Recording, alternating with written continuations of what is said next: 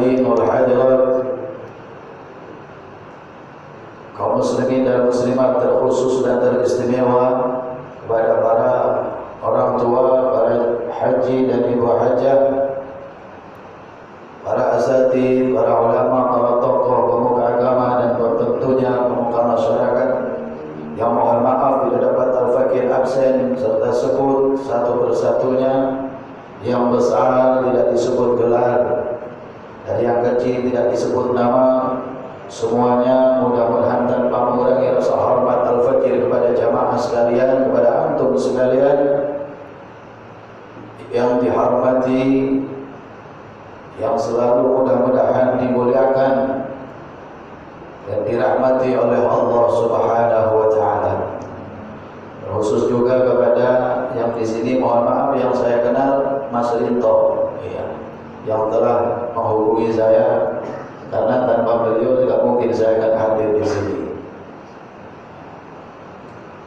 Hadirin wal hadirat rahimakumullah, wajib kita bersyukur kepada Allah Subhanahu wa taala pada kesempatan yang baik dan mulia ini. Tentunya Allah masih tentukan dengan kudrat dan iradahnya untuk sama-sama kita berkumpul, bermuajahah, berkonsolidasi dalam acara kuliah subuh. Dan sebelumnya tadi telah kita laksanakan bersama sholat subuh berjamaah. Mudah-mudahan sholat subuh pada kesempatan yang baik ini, saat ini adalah subuh yang terbaik dari subuh-subuh yang telah kita laksanakan. Mudah-mudahan subuh ini dan serangkaian amal-amal yang telah kita laksanakan mulai kita bangun tidur tadi sampai sekarang senantiasa diterima di hadapan Allah Subhanahu wa taala. Amin ya rabbal alamin. Hadirin jamaah yang mulia, hadani Allah wa iyyakum ajma'in. Jangan lupa salawat dan salam senantiasa Allah sanjungkan kepada manusia pilihan kasih Allah Subhanahu wa taala, baginda Nabi Muhammad sallallahu alaihi wasallam. Mudah-mudahan kita masuk dalam daftar dan catatan umat yang akan mendapatkan syafaatnya, khususnya adalah syafaatul uzma fi yaumil qiyamah fil akhirah kelak nanti. Amin ya rabbal alamin. Hadirin yang dimuliakan Allah Subhanahu wa taala, alhamdulillah al-fakir sampai sini ya tanpa dijemput ya. Karena dekat, biasanya kalau dekat nggak usah dijemput, dan insya Allah pulang juga nggak perlu diantar. Biasanya apa itu kalau pulang nggak dijemput, pergi nggak diantar, Pak? Jalanku. Tapi insya Allah saya pulang juga sendirian insya Allah sampai ke tujuan. Jadi malam di SMS sama Mas Rinto, Ustaz jangan lupa ya warna masjidnya warna hijau katanya. Iya Ustaz, insya Allah mudah-mudahan subuh nanti catnya belum berubah, saya bilang itu. Alhamdulillah ternyata hijau semua, hijau tua dan hijau muda. Ini mencerminkan suasana jamaah Nurul Amal adalah jamaah yang hatinya dingin penuh rahmat Allah Subhanahu wa taala. Karena warna hijau adalah warna surga. Warna hijau adalah warna yang disukai baginda Nabi Muhammad sallallahu alaihi wasallam. Hadirin yang dimuliakan Allah Subhanahu wa taala, mohon maaf sebelumnya apabila al-fakir ini agak lemes ya Pak ya, suaranya kurang ini, mohon maklum. Karena terus terang saja sudah 7 hari 7 malam ini saya nggak pernah sarapan pagi dan makan siang. Betul Pak? Betul Pak? Sama apa tidak kira-kira? Sama sekali dalam 7 hari sudah seminggu nggak pernah makan siang, makanya lemas. Tapi mudah-mudahan lemas kita semua ini sudah dijanjikan oleh Allah Subhanahu wa taala, apabila kita memang iman dan wahtisaban, ghafira lahu ma taqaddama min dzambi. Jaminannya diampuni semua kesalahan dosa khilaf kita yang sudah kita lalui bersama. Amin ya rabbal alamin. Hadirin jamaah yang dimuliakan Allah Subhanahu wa taala. Di sini Al-Fakir ingin menyampaikan yang pertama yang berkaitan dengan ayat puasa. Tadi telah apabila disebutkan ayat puasa ini adalah terdapat dalam surat Al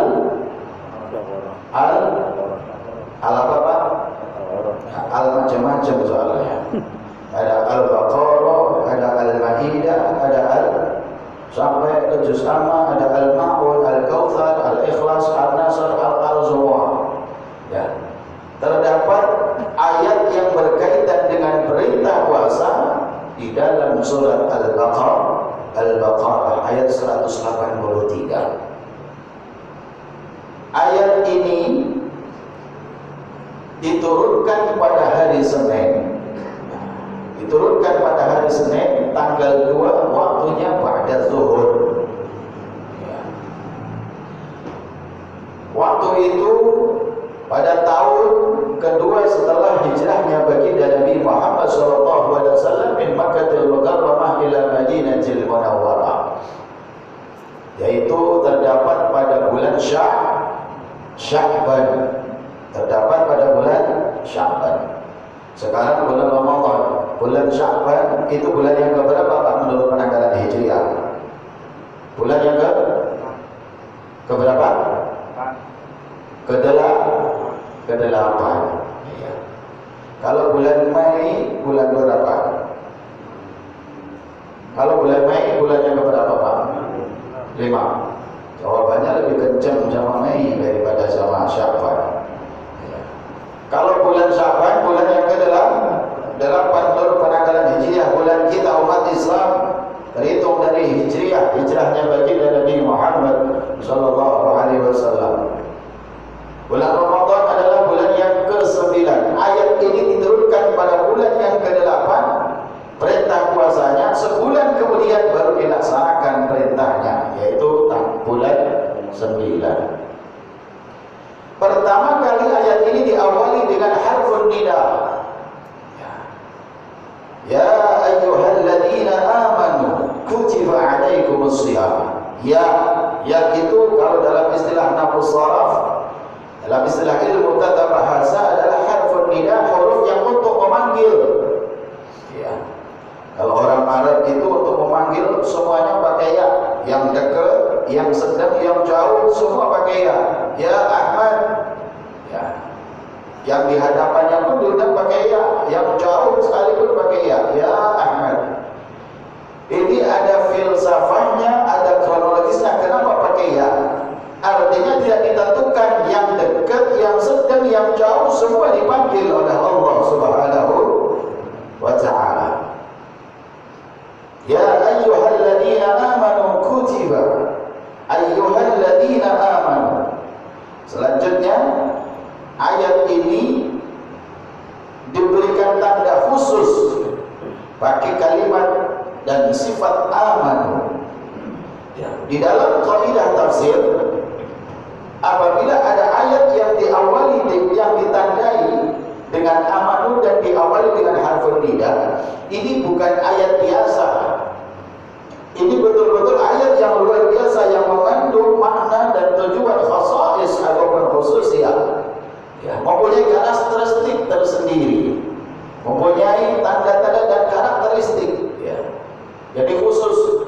Tadi pertama diawali dengan kalimat huruf ya, harfun nida. Ya ayyuhalladzina amanu. Jadi untuk membedakan antara orang-orang yang beriman dan orang yang tidak beriman. Setiap kali ada ayat yang ditandai dengan amanu, itu menunjukkan perbedaan antara orang yang beriman, orang yang sudah beriman, bersyahadat, mengikrarkan kedua kalimat syahadat, yaitu syahadat ilahiyah dan syahadat risalah, asyhadu an la ilaha illallah wa asyhadu anna muhammadar rasulullah, dan orang-orang yang jauh dari syahadat, orang-orang yang belum menemukan hidayah, mendapatkan hidayah dari Allah Subhanahu wa ta'ala. Perbedaan dalam apa? Perbedaan dalam sikap, perilaku dan lain sebagainya, termasuk khususnya adalah masalah ibadah kepada Allah Subhanahu wa ta'ala. Berarti menunjukkan sudah jelas di sini orang-orang yang beriman tentunya harus puasa, wajib puasa.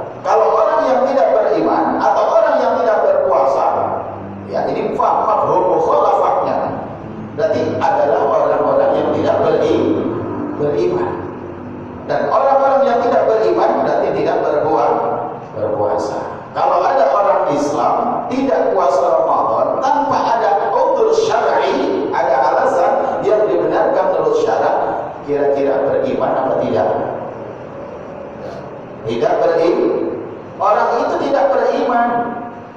Walaupun sudah bersyahadat asyhadu an la ilaha illallah wa asyhadu anna Muhammadan Rasulullah, dan setiap harinya dia mengakui membenarkan, tetapi ketika tidak berpuasa, datangnya Ramadan, tidak melaksanakan puasa, dan ini kewajiban yang tidak bisa diganggu, sudah harga mati dan bagian daripada rukun Islam yang ketiga, maka imannya patut dipertanyakan.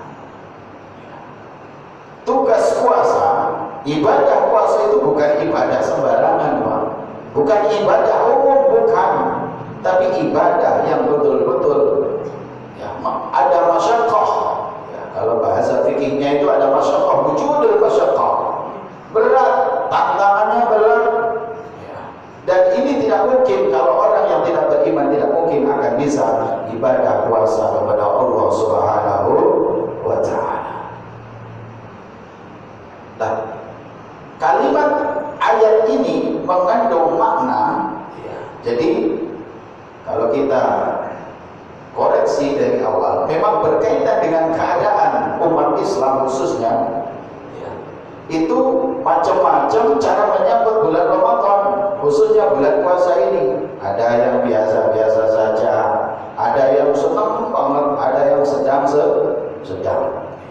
Sesuai dengan makna dan kaidah ayat ini, memang faktanya demikian.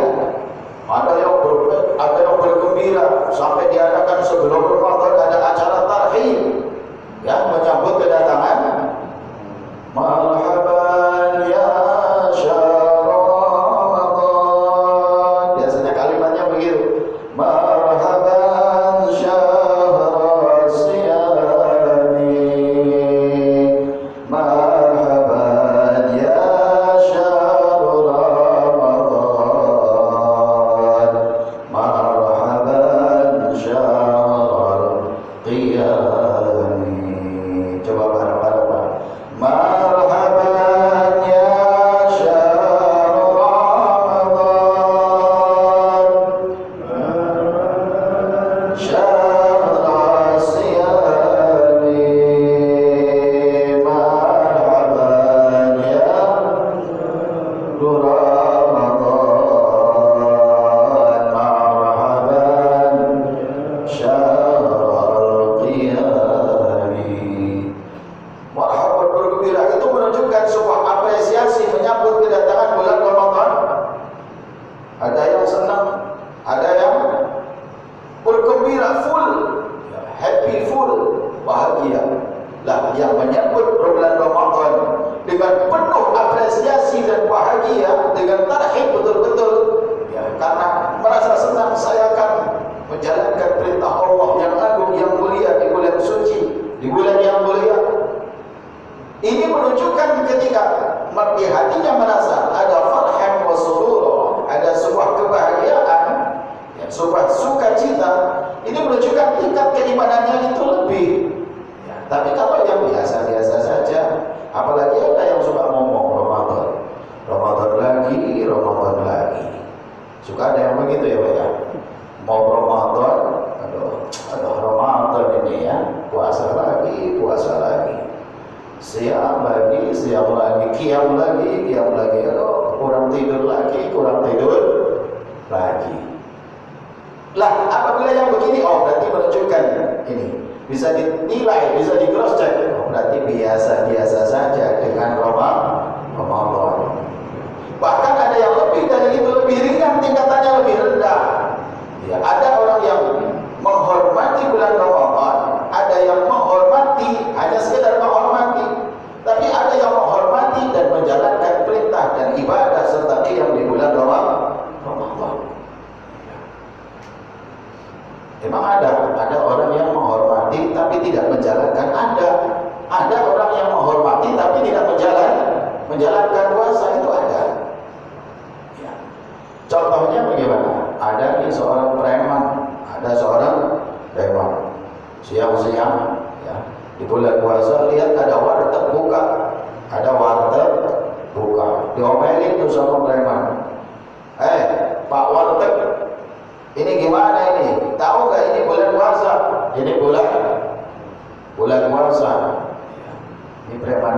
umat Islam. Nggak tahu orang Betawi apa orang Jawa, nggak tahu ini. Lah setelah diomelin, Pak sini Pak, ini bulan Ramadan, Bapak tahu nggak wajib menghormati orang puasa? Ditutup tuh pintunya pakai horden. Akhirnya ditutup. Lah setelah ditutup, sudah ditutup ya Pak, sudah. Pesan kopi satu. Pesan kopi. Tadi kalimat menyuruh, kalimat perintah. Dia tidak senang dengan orang yang jualan di siang hari, ya, supaya akan ditutup karena tujuannya apa? Menghormat. Berarti di situ ada penghormatan, ada hormat, ada karamah, ikraman, menghormati bulan. Tapi ketika pesan kopi, bagaimana itu urusannya? Berarti antara menghormati tapi tidak menjalankan, ya menghormati tapi tidak menjalankan. Itu luar biasa. Emang ada yang seperti itu, macam-macam orang, tingkat sesuai dikembalikan dengan tingkat keimanan yang ada, yang tertancap, akidah yang tertanam di dalam hati orang tersebut. Sejauh mana ya dia dengan Allah Subhanahu wa ta'ala. Oleh karena itu, kalimat puasa, ibadah puasa itu hadis kursinya, as-sawmu li wa ana azzi, kata Allah Subhanahu wa ta'ala. Puasa itu adalah urusan seorang hamba dengan langsung kepada Allah Subhanahu wa ta'ala. Jangan menyebut Tuhan ya Pak ya. Kalau kita umat Islam jangan sekali-kali menyebut Tuhan. Karena Tuhan itu banyak. Betul apa betul? Ya, kalau kita menyebut yang disembah oleh kita langsung saja namanya Allah Subhanahu wa ta'ala, jalla jalaluhu wa ta'ala 'azamatuh. Artinya apa? Puasa wa ana azibi langsung dibalas oleh Allah Subhanahu wa ta'ala. Ini betul-betul kata li itu dinisbatkan langsung pada Allah Subhanahu wa ta'ala. Ini bukan urusan siapa-siapa. Ibadah puasa seorang hamba langsung kepada Allah Subhanahu wa ta'ala. Bukan ibadah biasa, sesuatu yang luar biasa apabila dinisbatkan, ya, dihubungkan langsung kepada Allah Subhanahu wa ta'ala, baik ibadah ataupun lainnya. Coba, sesuatu yang mulia pasti biasanya langsung dihubungkan dengan Allah Subhanahu wa ta'ala, ya. Dirangkai seperti Rasulullah, ya, seperti kalimat Rasulullah. Itu ada Rasulun, ada Allah. Ada Rasul-Rasul yang berarti adalah utusan Allah. Itu adalah Allah Subhanahu wa ta'ala. Sesuatu yang mulia, hamba yang mulia itu dihubungkan erat dengan seorang, ya, dengan seorang yang mulia.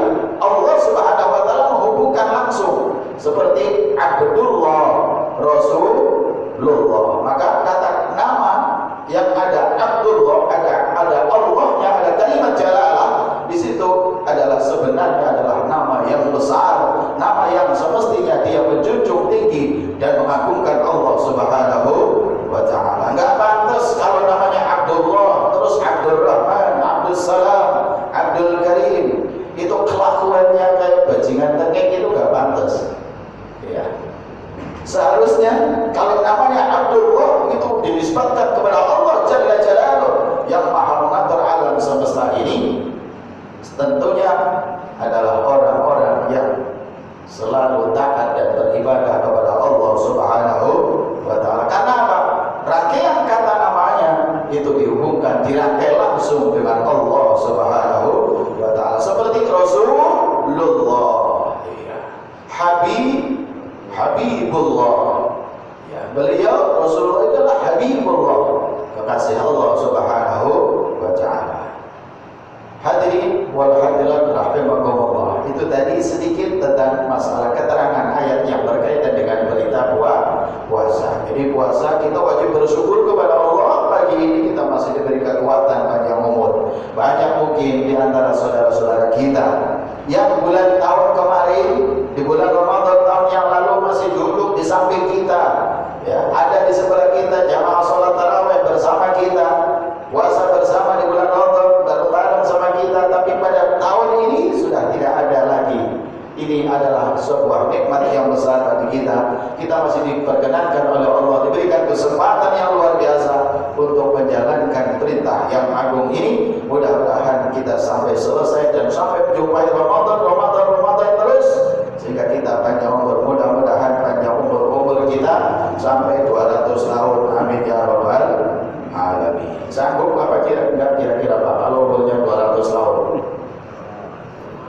Ada yang paling tua berapa jamaah Masjid Nurul Amal ini? Paling 90 ya Mas. Udah nggak ada 90. 80. Susah Pak kalau tak sampai 200 tahun susah. Ya. Orang 80 tahun aja sudah pada bengek. 80 tahun sudah ada yang asam urat, ada asam kurang asam, ada yang kelebihan asam, ya kan? Ya sudah ada gulanya, ada garamnya, ada ini kan darahnya ini kurang, darah ini macam-macam. Itu baru 80 tahun. Apalagi sampai lebih, sampai ratusan tahun. Allah, umat Nabi Muhammad sallallahu alaihi wasallam, amal ummati kata baginda Nabi baina 60 wa 70. Umurnya umatku adalah di antara 60 dan 70 tahun. Iya. Kalau kita sampai ada yang 80 tahun, 90 tahun, maka ini adalah sebuah bonus besar dari Allah Subhanahu wa taala. Fashkurillah. Maka kita bersyukur kepada Allah Subhanahu wa taala. Hadirin yang dimuliakan Allah Subhanahu wa taala, di sini Al-Fakir ingin menyampaikan yang berkaitan dengan akidah. Ya, karena maaf background saya pesantrennya adalah khusus dari At-Tauhidiyah. Ya, sebuah pesantren besar di Jawa Tengah, di Tegal. Itu yang pertama. Sebelum itu saya di Pekalongan, kemudian dilanjutkan di pesantren At-Tauhidiyah, spesialis membahas tentang masalah akidah, masalah tauhid, masalah ketuhanan. Ya, walaupun semua ada materinya, tapi khusus sampai dibikin nama pesantrennya adalah pesantren At-Tauhidiyah. Ya, di sini di mana-mana saya sampaikan yang berkaitan dengan tauhid. Ya. Meskipun orang sudah paham semua yang namanya Tuhan, itu namanya adalah Allah Subhanahu wa taala. Dan orang semua umat Islam rata-rata sudah bersyahadat. Rata-rata sudah menyaksikan yang pertama dengan kesaksian syahadat uluhiyah, asyhadu an la ilaha illallah. Yang kedua dengan syahadat risalah, wa asyhadu anna Muhammadar Rasulullah. Namun tidak ada jeleknya, alangkah baiknya hal ini disampaikan. Kenapa? Sekarang fakta dan realitanya di lapangan sudah banyak sekali, mohon maaf bapak-bapak, ibu-ibu, ya. Sekarang banyak sekali doktrinasi, ya. Pendangkalan akidah sudah banyak sekali di mana-mana. Ya. Baik di kalangan masyarakat umum, di sekolahan, di kampus-kampus, semuanya itu banyak sekali pendangkalan akidah. Yang kelihatannya sepele, Pak. Contoh, banyak sekali kata-kata dan kalimat yang sesungguhnya tidak patut diucapkan untuk dinisbatkan, dikembalikan kepada Allah Subhanahu wa taala. Contoh, ya. Mari kalau ada orang banyak urusan atau ada problem, ya sudah, kalau kita banyak urusan, kita kembalikan sama yang di atas. Kita kembalikan sama yang di atas. Ini kalimatnya benar, kalimatnya. Kita kembalikan sama yang di atas. Benar apa tidak kira-kira? Benar apa tidak? Benar. Kalau jamaah Nurul Amal pasti menyatakan tidak benar, karena insya Allah jamaahnya adalah jamaah Ahlus Sunnah wal Jamaah, insya Allah. Kalimat kita mari kita kembalikan kepada yang di atas, atau itu mau urusan yang di atas. Itu adalah kalimat pendangkalan akidah yang betul-betul membahayakan, baik untuk generasi anak-anak kita. Di sekolahan itu rata-rata seperti itu kalimatnya. Ya. SD, SMP, ada lagi semoga diterima amal ibadahnya di sisinya. Terus ada lagi Tuhan di mana? Tuhan di mana? Di mana-mana. Ini adalah kalimat-kalimat yang berkaitan dengan akidah. Ini termasuk salah satu ya, cara pendangkalan akidah. Tidak terasa umat Islam dengan bahasa seperti itu dikemas dengan bahasa yang kelihatannya baik, tapi berlawanan dengan akidah yang sesungguhnya. Yang pertama tadi, kalimat kita kembalikan kepada yang di atas, atau itu mah urusannya yang di atas. Itu gak boleh sebenarnya umat Islam. Kalau kita berakidah, akidah sudah bersyahadat, asyhadu, kalimat asyhadu itu di dalam kitab tauhid maknanya ai a'taqidu wa a'lamu wa tusaddiqu. Jadi maknanya itu bukan hanya sekedar saya menyaksikan, tapi saya mengetahui, saya meyakini, dan terakhir adalah wa tusaddiqu. Ai usaddiqu, a'lamu wa a'taqidu wa tusaddiqu. Ya, saya membenarkan tidak ada Tuhan. Tuhan banyak sekali, tapi saya membenarkan, mengiktikadkan tidak ada Tuhan yang sebenar-benarnya, melainkan hanyalah Allah Subhanahu wa ta'ala. Ini maknanya dalam, luar biasa, Pak. Ya. Makanya di pesantren diulang-ulang pemahamannya. Ya. Bukan hanya dipelajari dan diterjemahkan, ditafsirkan, tapi dipahami, dianalogikan. Ya. Bagaimana supaya kita betul-betul merasa meyakini adanya Allah. Ya. Bagaimana kita betul-betul meyakini bahwa semua itu adalah ciptaan Allah. Ciptaan Allah. Bahasa kalimat tadi di atas, kata-kata di atas itu arah apa bukan kira-kira? Arah. Kalau atas kemungkinan berarti ada bawah, ada samping, ada macam-macam, kanan kiri dan lain sebagainya. Kalau kita mengatakan Tuhan di atas dan terserah yang di atas itu siapa maksudnya? Yang di atas siapa? Berarti kalau terserah, orang Islam mengatakan dengan kalimat terserah yang di atas, berarti sama juga mengatakan terserah Allah yang ada di atas. Allah yang ada di atas. Kalau mengatakan di satu sisi mengatakan di atas, berarti sama juga di lain sisi mengatakan di bawah. Dan itu adalah arah jihad. Jihad itu adalah yang berkaitan dengan makhluk, berkaitan dengan hawadis, berkaitan dengan manusia, berkaitan dengan selain Allah Subhanahu wa ta'ala. Tidak patut kalau kata-kata itu untuk disampaikan. Yang paling tepat bagaimana? Terserah Allah Subhanahu.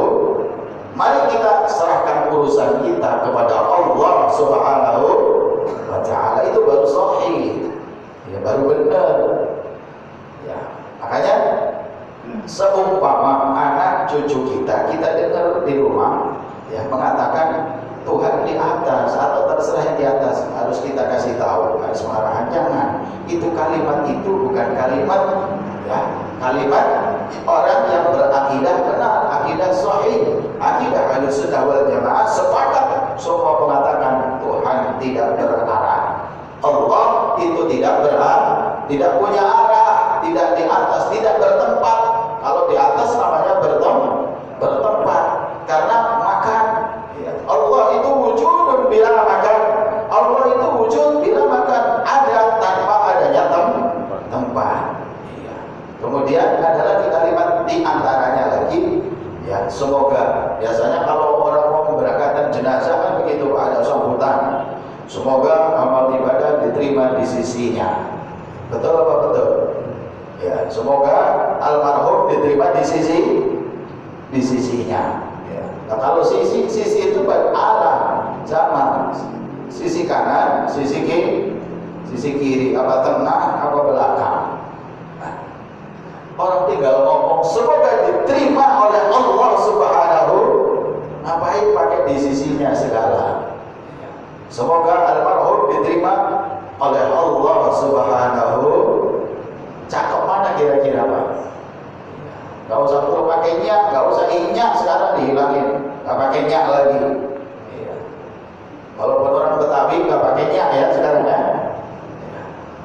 Jadi nggak usah pakai nyak, tinggal saja ngomong saja, semoga almarhum ini, hamba jenazah ini diterima oleh Allah Subhanahu wa Ta'ala. Di sisinya ini mengandung makna, adalah sisi itu adalah arah berdampingan dia di dekat Allah. Terus ada lagi kalimat, biasanya Allah itu lebih dekat dengan urat lebih dekat dengan urat lebih dekat daripada urat nadi. Ya, aqrabu min hablil warid di dalam Al-Qur'an memang betul. Makanya Al-Qur'an itu adalah sebuah teks, ya, tekstual. Ya. Kalau artinya Allah aqrabu min hablil warid, bahwa Allah itu lebih dekat daripada urat nadi. Artinya memang begitu, terjemahannya memang begitu, seperti itu betul. Tapi di dalam kaidah tafsir, ayat-ayat Al-Quran itu adalah ada ayat muhkamat, ada ayat mutasyabihat. Ada ayat mutasyabihat, ada ayat muhkamat.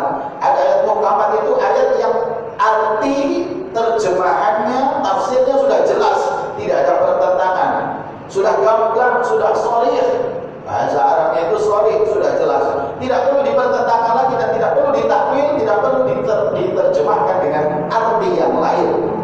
Tapi masih banyak ayat-ayat yang memang mutasyabihat di dalam Al-Quran, yang ayat mutasyabihat ini tidak boleh disampaikan secara arti tekstual ayat tersebut. Ya, contoh seperti itu tadi, aqrabu min hablil warid. Terus ada lagi, innallaha 'alal arsy istawa. Innallaha 'alal arsy istawa. Bahwa sesungguhnya Allah Subhanahu wa Ta'ala itu 'alal arsy. Ini kalau dimaknai secara kalimat 'alal arsy, di atas arsy. Istawa bersemayam.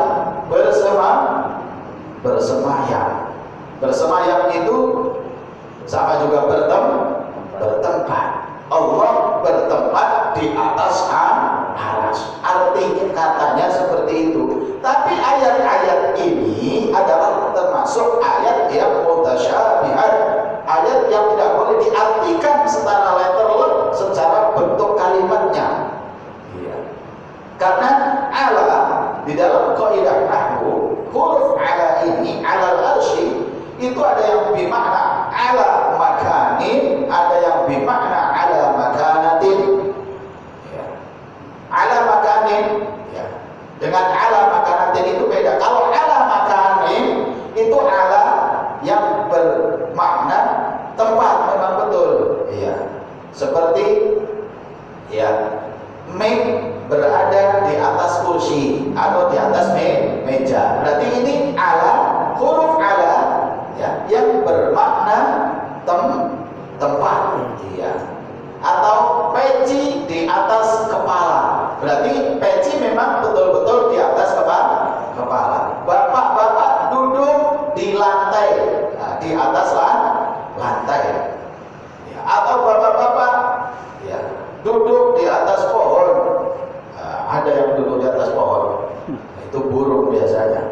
Nah, di atas, kalimat di atas yang seperti itu namanya ala, yang bermakna tempat, ala makanatin. Tapi ala, ada lagi yang ala makanatin, bukan makan, bukan tempat, tapi kedudukan atau kekuasaan. Contoh, Bapak Camat itu di atas Pak Lurah.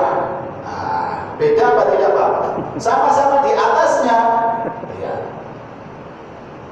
Itu mengandung arti beda. Bukan berarti kalau Pak Camat di atas Pak Lurah, Pak Camat berdiri atau duduk di kepalanya Pak Lurah. Bukan seperti itu. Tapi di sini adalah bimakna wilayah, bimakna kedudukan, pangkat, derajat, ya, kedudukan. Terus Pak Wali Kota itu adalah di atasnya Pak Camat. Oh, berarti kalau begitu kalimatnya di atas, tapi maknanya di sini adalah kedudukan sampai ke atas. Pak Presiden, Pak Jokowi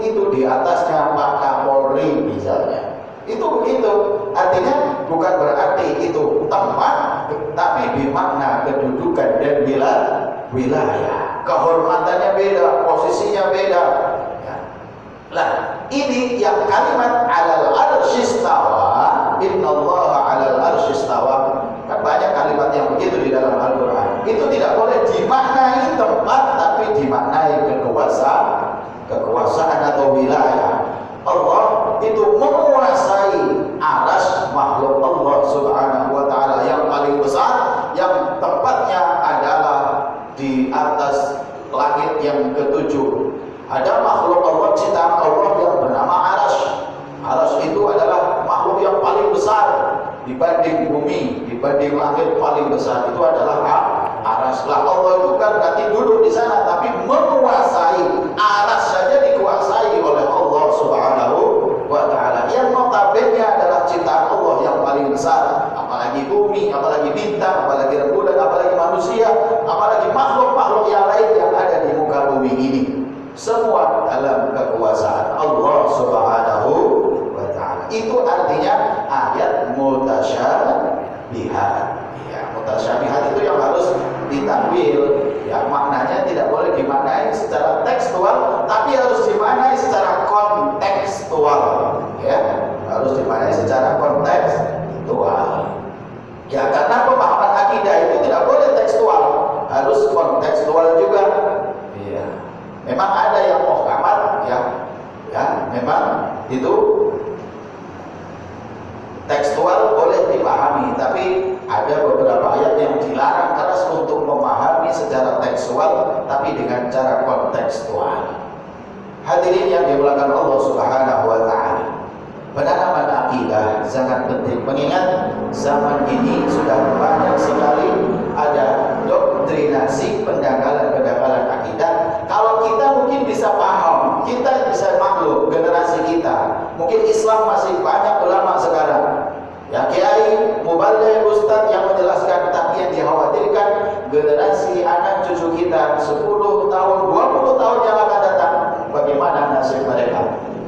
Jangan-jangan nanti anak cucu kita sudah tidak ada lagi orang-orang yang menjelaskan akidah. Jangan-jangan generasi nanti anak cucu kita tidak ada lagi orang yang peduli terhadap akidah Ahlussunnah wal Jamaah. Lah, akidah seperti ini itu adalah akidah namanya Ahlussunnah wal Jamaah. Ahlussunnah bukan organisasi, bukan kelompok, tapi sebuah keyakinan yang harus diyakini oleh umat Islam siapapun saja yang ada di muka bumi ini.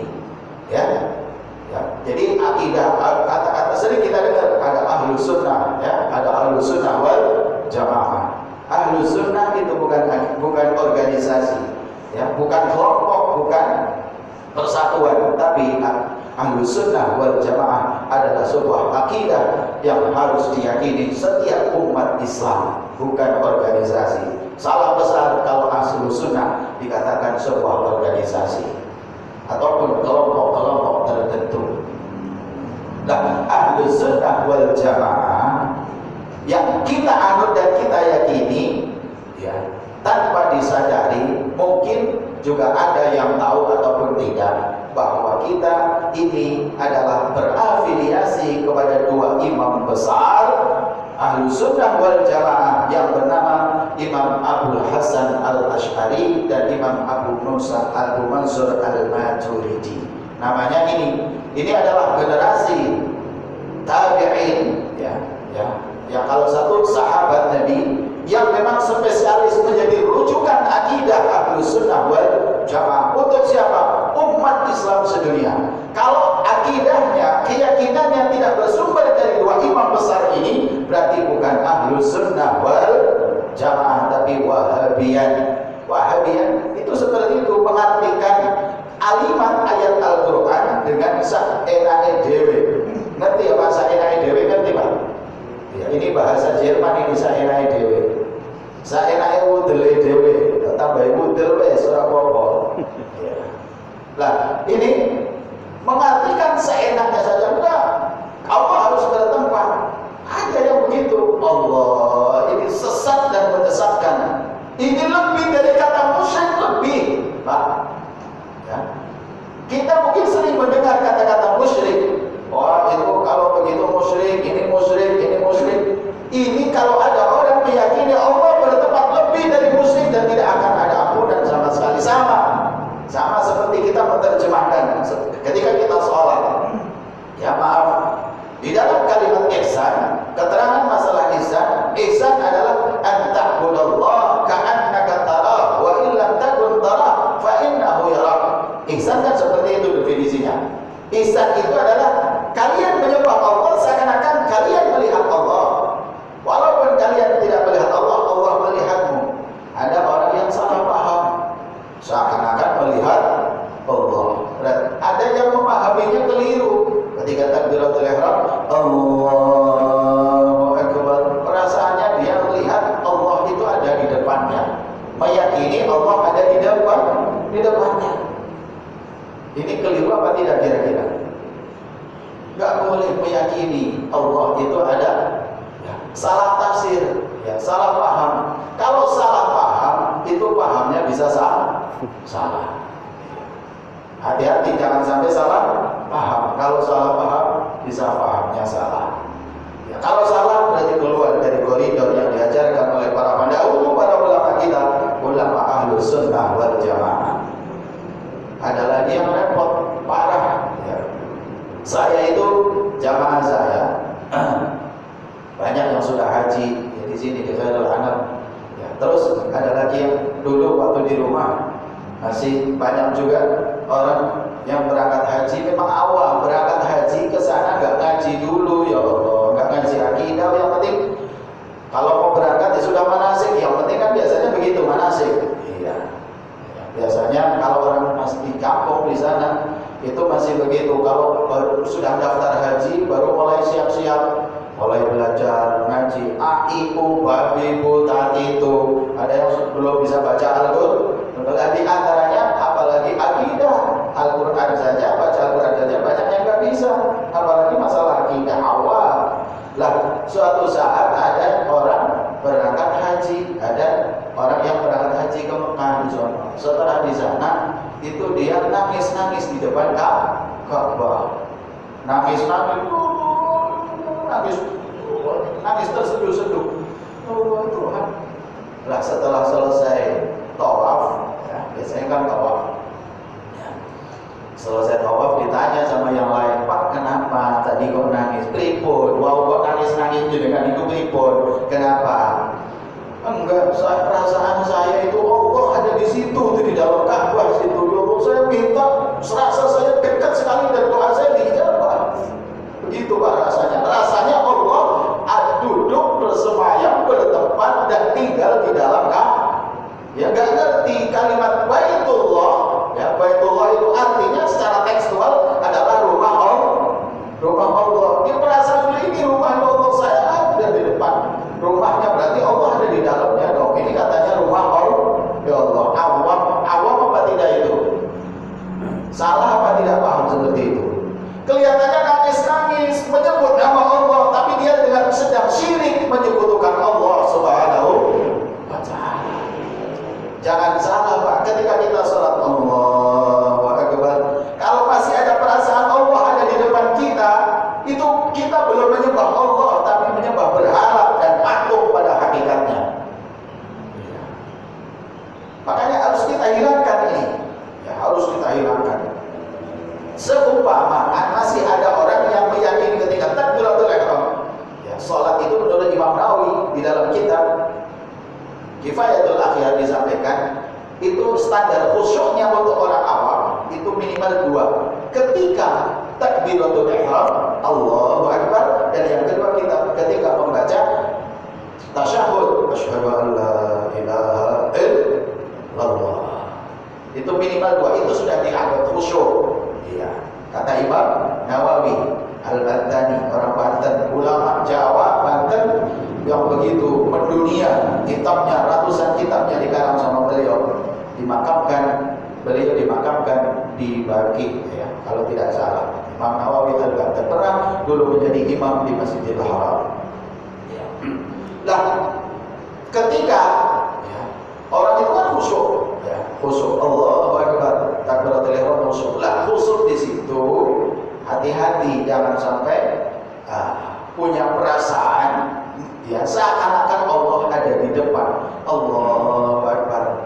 harus kita tahu bahwa ke kiblat itu hanya sekedar arah sholat, arah untuk kita sholat. Ka'bah itu adalah pusat arahnya sholat. Baitullah, ya, rumah Allah. Kalau kalimatnya rumah Allah, itu bukan berarti Allah ada di sana. Kita hanya disuruh oleh Allah ketika kita sholat untuk menghadap menghadap kiblat. Bukan berarti ketika kita menghadap kiblat tujuan al-maksud fil ibadah yaitu Allah Subhanahu wa taala bertempat di sana, bukan, dan ada di arah itu, bukan. Tapi kita harus meyakini Allah mukhalafatul lil hawadisi. Apa Pak? Allah mukhalafatul lil hawadisi. Ini sifat 20 yang harus semestinya diajarkan di setiap tempat dan di setiap masjid, itu harus diajarkan. Lebih penting ini daripada tata cara wudu, sholat. Penting ini. Lebih penting akidah dulu. Ya, karena bahayanya kalau hanya mempelajari Al-Quran, hadis, fikih dan lain sebagainya tanpa didasari ya dengan fundament yang kuat, akidah, didasari akidah terlebih dahulu, ini bisa membahayakan. Nanti sudah hafal banyak hadis, sudah banyak hafal ayat Al-Quran, sudah banyak ilmu ini, masalah nahwu sharaf, tata bahasa menguasai, jangan-jangan akidahnya tidak benar. Repotnya di situ. Mohon maaf, banyak sekali orang menyampaikan ya, yang berkaitan dengan akidah Ahlussunnah wal Jamaah yang semestinya tidak patut perlu disampaikan. Ya, ini yang menyampaikan orang yang paham hadis, maksudnya hafal, bukan paham ya. Hafal sama paham beda Pak. Ya, paham hadis, yang disampaikan ayat Al-Quran, disampaikan hadis, tapi giliran akidah melenceng dia. Melencengnya seperti apa? Contoh, Nabi Adam saja bermaksiat, dikeluarkan dari surga gara-gara dosa dan maksiat kepada Allah Subhanahu. Ini kalimatnya kalimat sesat dan menyesatkan, tidak benar. Nabi Adam itu adalah Rasulullah, utusan Allah. Kalau utusannya Allah dikatakan sudah maksiat, dikeluarkan dari surga gara-gara salah makan buah khuldi, ya, fa'akhrajahuma. Akhirnya Allah itu mengeluarkan Nabi Adam dan Siti Hawa. Lah, ini kalau diterangkan seperti itu merusak akidah, bukan mendakwahkan akidah, tapi merusak akidah, sesat dan menyesatkan. Sesat dirinya sendiri dan menyesatkan kepada umat Islam, orang yang mendengarkan, bahaya. Iya, makanya setiap kali ada penceramah yang datang ke masjid saya tanya dulu. Ya, paling tidak saya dengarkan apa yang disampaikan yang berkaitan dengan akidah. Kalau melenceng, maaf setelah ceramah saya duduk berceramah, Ustaz, tadi maknanya begini-begini. Sini kan ada yang suka ngaco begitu, ada. Ya Allah, bahaya. Perasaan dia berdakwah, perasaannya berdakwah, memperjuangkan akidah, dakwah kemana-mana, tapi menyesatkan akidah Ahlussunnah wal Jamaah. Lain kali jangan begitu. Ustaz memahami tafsir mana? Kenapa pahamnya jadi seperti itu? Ngaji tauhid akidahnya dari mana? Gurunya siapa? Iya. Ada gurunya apa tidak? Aduh, kalau nggak ada gurunya bahaya, bisa sesat. Kalau nggak pakai guru, ya, ulama yang betul-betul lurus akidahnya, bahaya. Apalagi orang-orang instan sekarang banyak sekali. Nah, ini yang semestinya ini tidak disadari oleh umat Islam. Perasaannya sudah sahih padahal tidak dibenarkan. Kalau mengatakan Nabi Adam maksiat, kata-kata maksiat memang di dalam Al-Quran ayat itu kata-katanya wa asa Adamu rabbahu. Betul, kalimat redaksinya itu wa asa, pakai kalimat wa asa artinya maksiat. Tapi di situ di dalam tafsir jelas kalimat atau asa diganti, ditafsiri lagi bimakna ata'a Adamu rabbahu, diganti. Ulama itu luar biasa cerdasnya. Bukan lagi dimaknai secara tekstual wa asa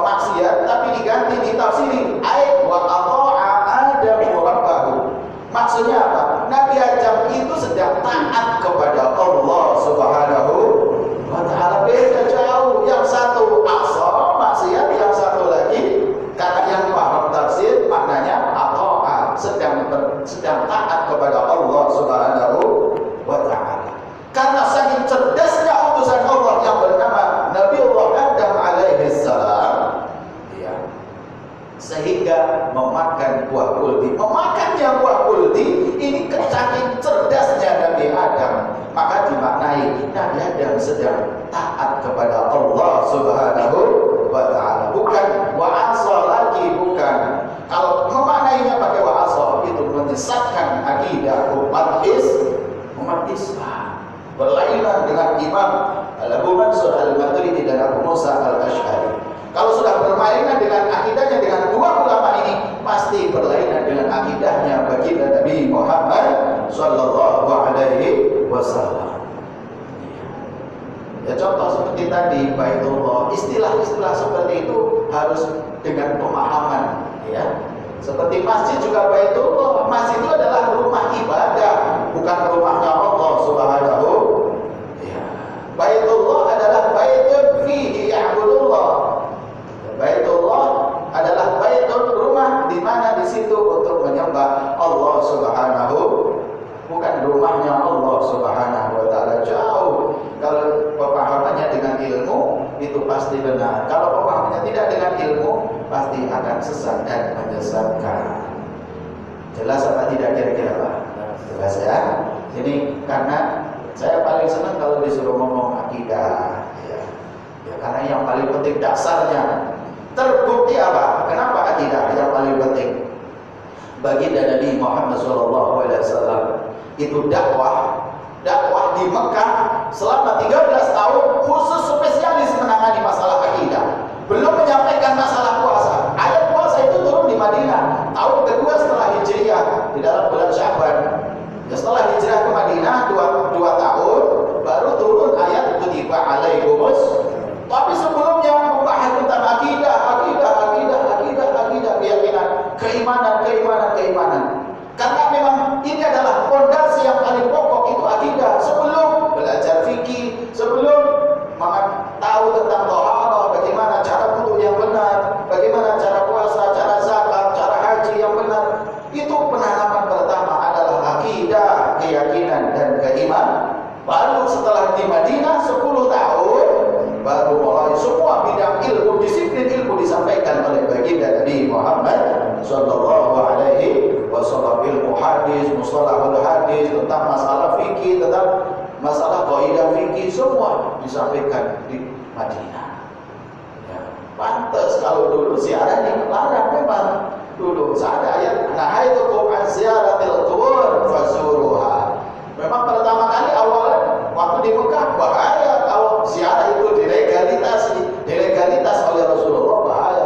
Karena pada waktu itu masyarakatnya masih jahiliyah, ada yang baru masuk Islam, bahaya, membahayakan, bisa menyembah Patu Nisa, bisa minta sama orang yang ada di alam kubur. Tapi setelah akidahnya disampaikan dengan benar oleh Rasulullah dan mereka paham, yang tadi jahiliyah menjadi masyarakat yang hidayah, ahlul hidayah. Akidahnya setelah kuat, imannya kuat, baru fazuruha. Kalian sekarang ziarah, gak apa-apa ziarah kubur.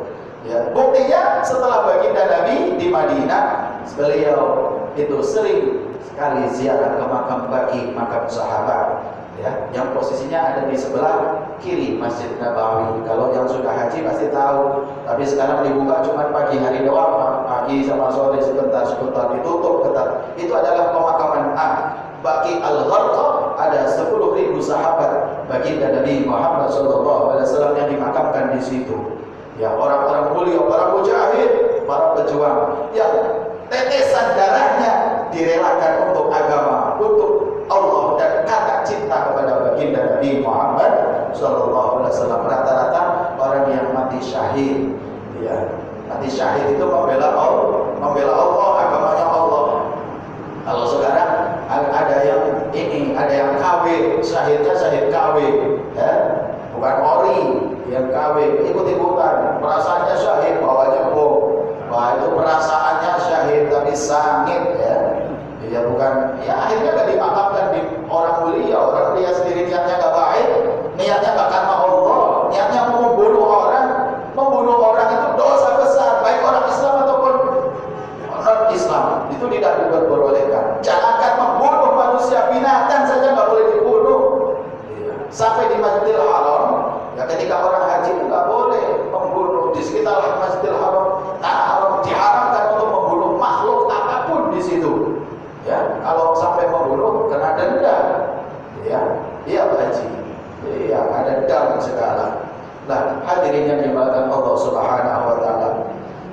Itulah tadi yang dapat Abdul Ghani sampaikan. Ini kata Mas Rito, Ustaz paling lama jam 6 gitu. Ya sudah, ini saya lihat caranya sudah tepat sekali.